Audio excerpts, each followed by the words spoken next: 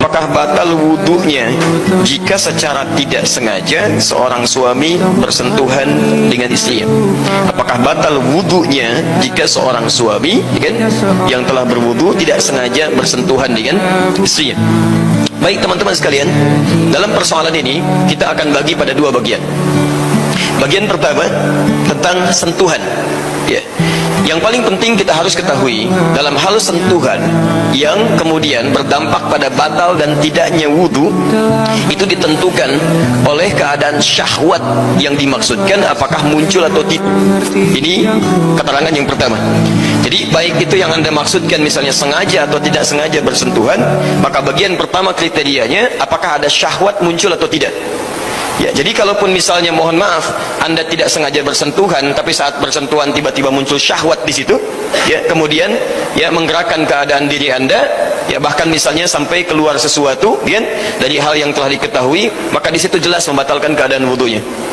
Tapi sebaliknya, sekalipun dalam sentuhan yang sifatnya sengaja ada sentuhan, tapi dalam satu kasus tidak ada syahwat keluar dan bukan karena sengaja kebiasaan untuk menyentuh misalnya, ya, maka dalam hal ini bahkan tidak membatalkan wudu.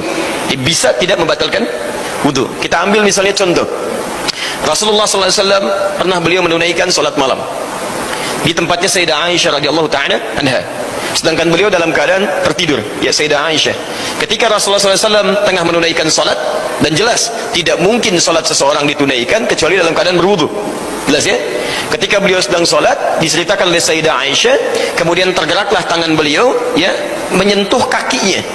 Sampai tersadar kemudian terbangun, dilihat Rasulullah SAW sedang menunaikan salat, sudah dalam keadaan kakinya bengkak-bengkak. Ya, hadisnya sangat populer, Anda bisa temukan di Al-Bukhari dengan turunan hadisnya dari nomor hadis 2008 sampai dengan 2012. Sampai di situ kemudian beliau pembahasan kita. Kaitannya adalah ketika Sayyidah Aisyah tangannya terkena kaki Nabi, ternyata Rasulullah SAW tidak membatalkan salatnya, tapi diteruskan oleh beliau. Teruskan sampai dengan selesainya, sampai dengan tuntasnya. Baik, maka para ulama hadis di sini memberikan pandangan, termasuk ulama fiqih, dalam keadaan-keadaan tertentu, sentuhan bahkan yang terjadi, gitu kan? Sentuhan bahkan yang terjadi, dan nanti akan Anda lihat juga, Nabi dalam keadaan puasa Ramadan pernah mencium istrinya.